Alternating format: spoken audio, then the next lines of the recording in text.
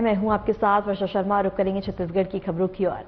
मुख्यमंत्री विष्णुदेव साय ने राजधानी रायपुर में संविधान दिवस पर अंबेडकर चौक में भारत रत्न डॉक्टर भीमराव अंबेडकर की प्रतिमा पर पुष्पांजलि अर्पित कर उन्हें सादर नमन किया। डॉक्टर अंबेडकर के प्रति गहरा सम्मान व्यक्त करते हुए मुख्यमंत्री ने कहा कि वे केवल भारतीय संविधान के शिल्पकार ही नहीं बल्कि समानता, न्याय और सामाजिक के अटूट स्तंभ भी रहे हैं। सबसे पहले आप सभी लोगों को संविधान दिवस की बहुत बहुत बधाई, बहुत बहुत शुभकामनाएं। और इस अवसर पर बाबा साहब भीमराव अंबेडकर जो संविधान निर्माण समिति के अध्यक्ष थे, उनको नमन करते हैं। उनको माल्यार्पण भी करके हम सब लोग आए हैं। हमारे देश का ये संविधान कोई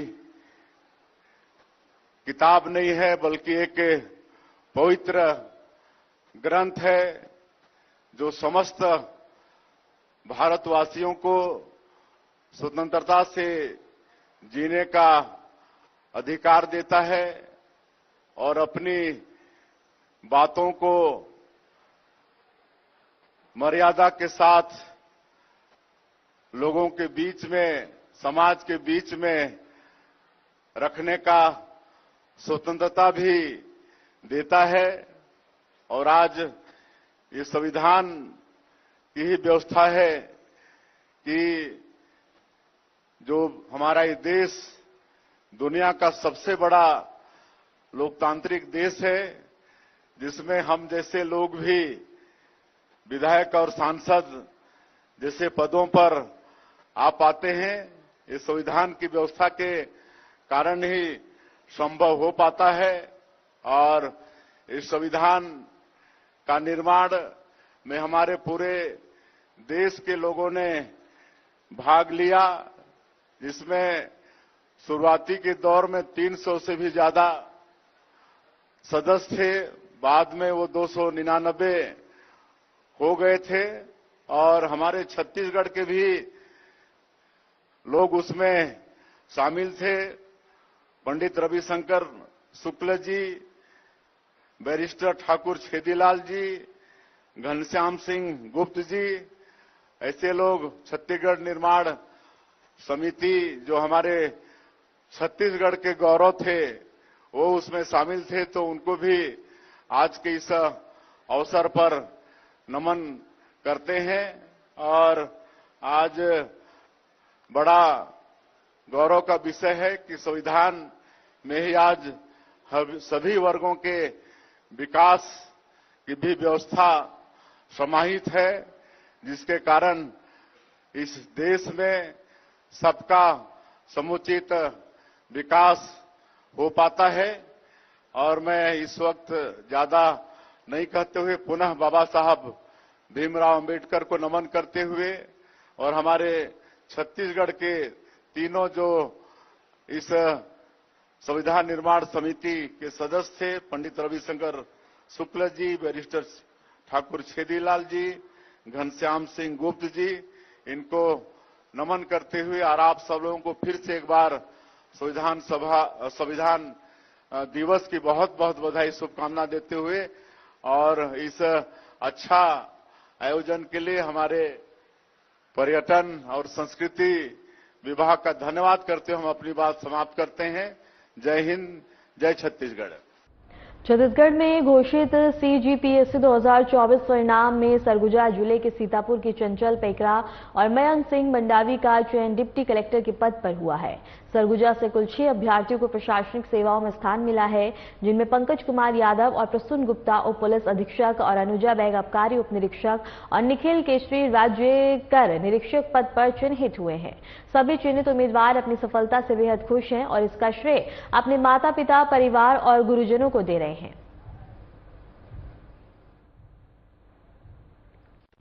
मेरा नाम मयंक सिंह मंडावी है। मैं सीतापुर सरगुजा जिले का रहने वाला हूं और मुझे इस बार सीजीपीएससी में डिप्टी कलेक्टर का पोस्ट मिला है। मेरी जो तैयारी थी वो 3 साल की मेरी जर्नी है। इस दौरान मैंने लगातार 5 से 6 घंटे की पढ़ाई की है और इस पद को मतलब ऐसे देख मतलब एक ड्रीम ही था। जब मैंने तैयारी स्टार्ट किया था तो आज वो ड्रीम पूरा हो गया। बस इसका श्रेय मैं अपने माता पिता, गुरुजनों, मेरे चाचा चाची, बुआ, मामा सभी को देना चाहता हूँ। मेरे कुछ दोस्त भी थे जो मतलब मैं तैयारी के दौरान काफ़ी हेल्प किया।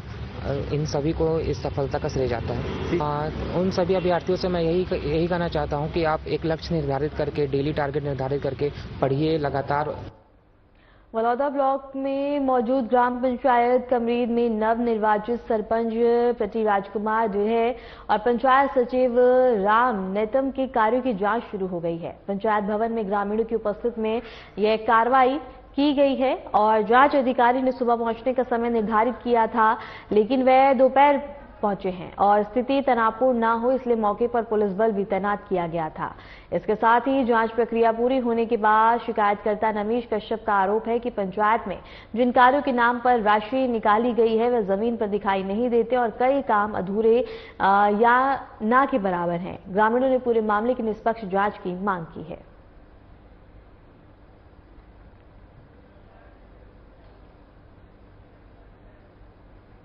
खबर बीजापुर से है, जहां हिंसा का रास्ता छोड़ते हुए 41 माओवादी कैडरों ने आज आत्मसमर्पण कर समाज की मुख्य धारा में लौटने का फैसला किया है।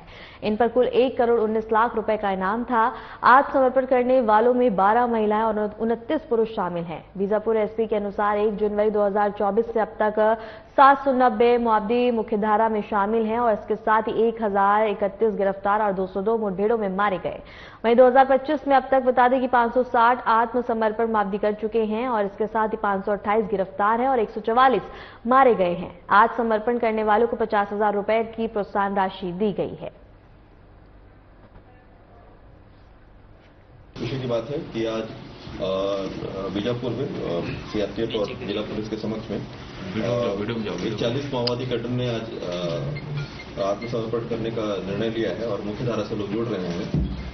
इसमें एक अच्छी बात यह है कि इसमें साउथ सब जोनल ब्यूरो उसके 39 माओवादी हैं जो आज सरेंडर कर रहे हैं। सीआरपीएफ और छत्तीसगढ़ पुलिस काफी समय से एंटी नक्सल ऑपरेशंस में लगातार ऑपरेट कर रही है और पिछले काफी समय से हम लोग ऑपरेशंस हमारे लगातार जारी हैं।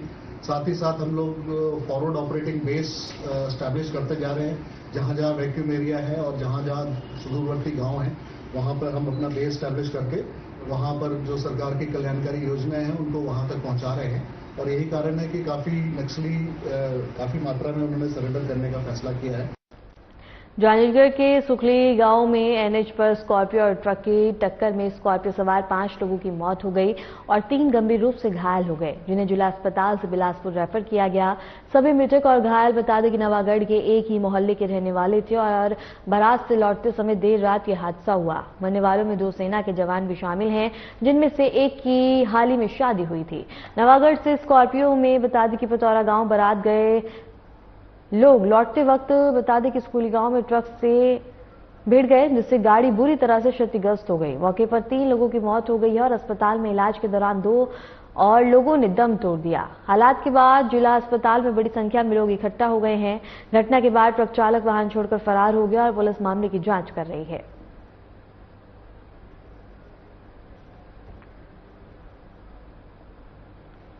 कोरबा में मुआवजा घोटाले के मामले में सीबीआई ने जांच प्रक्रिया तेज कर दी है। आरोप है कि खुशहाल जायसवाल और राजेश जायसवाल ने फर्जी मुआवजा लेकर कुल 3 करोड़ 43 लाख रुपए हड़पने की कोशिश की। कहा जा रहा है कि दोनों ने 7 बार से अधिक मुआवजा लेने का प्रयास किया। इस मामले में शिकायत बिलासपुर निवासी आशीष कश्यप ने दर्ज कराई थी। सीबीआई ने 1 साल पहले एफआईआर दर्ज कर जांच शुरू की है। फिलहाल बता दें कि अधिकारी की भूमिका की जांच की जा रही है। घोटाले के खुलासे से मुआवजा प्रणाली की पारदर्शिता और गंभीरता पर सवाल उठ रहे हैं।